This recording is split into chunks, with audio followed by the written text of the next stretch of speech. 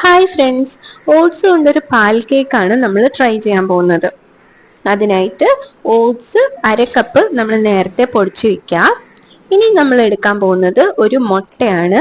അത് ഒരു ബൗളിലേക്ക് ഇതുപോലെ ഒന്ന് പൊട്ടിച്ചു വെച്ച് ബീറ്റ് ചെയ്തെടുക്കാം. അതിനുശേഷം 2 സ്പൂൺ നെയ്യും കൂടെ ചേർത്ത് ബീറ്റ് ചെയ്യുക. 2 സ്പൂൺ പൊടിച്ച പഞ്ചസാരയും കൂടെ ചേർത്ത് ഒന്നുകൂടെ ബീറ്റ് ചെയ്തെടുക്കാം. അതിനുശേഷം ഒരു 3 സ്പൂൺ പൊടിച്ച ഓട്സും 1 സ്പൂൺ പാൽപ്പൊടിയും കൂടെ ചേർത്ത് നന്നായിട്ട് മിക്സ് ചെയ്യാം. അതിനുശേഷം കുറച്ച് ഇളം ചൂടുള്ള പാലും കൂടെ ചേർത്ത് നന്നായിട്ടൊന്ന് കൈകൊണ്ട് കുഴച്ചെടുക്കാം. ഓട്സ് ആയതുകൊണ്ട് തന്നെ കുറച്ച് കട്ടി കൂടുതലായിരിക്കും. സോഫ്റ്റ്നെസ് കൂടാൻ വേണ്ടിയിട്ടാണ് നമ്മൾ ചൂടാറിയ പാല് ചേർത്തത്.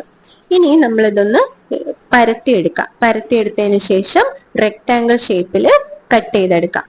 അങ്ങനെ റെക്ടാങ്കിൾ ഷേപ്പിൽ കട്ട് ചെയ്ത് വെച്ച ഈ ഓരോ കഷ്ണങ്ങളും നമ്മൾ ഇതിന്റെ കോർണേഴ്സ് ഒക്കെ ഒന്ന് ഷേപ്പ് ചെയ്തെടുക്കണം. ഷേപ്പ് ചെയ്തതിന് ശേഷം ഇതൊന്ന് ഒരു 5 മിനിറ്റ് റെസ്റ്റ് ചെയ്യാൻ വെക്കാം. ആ സമയം കൊണ്ട് നമ്മൾ ഷുഗർ സിറപ്പ് ഉണ്ടാക്കാൻ പോവാണ്. 1/2 കപ്പ് പഞ്ചസാരയിലേക്ക് 1 കപ്പ് വെള്ളം ചേർത്ത് തിളപ്പിച്ചെടുക്കുക. കുറച്ച് ഏലക്കാപ്പൊടിയും കൂടെ ചേർത്ത് കൊടുക്കാം.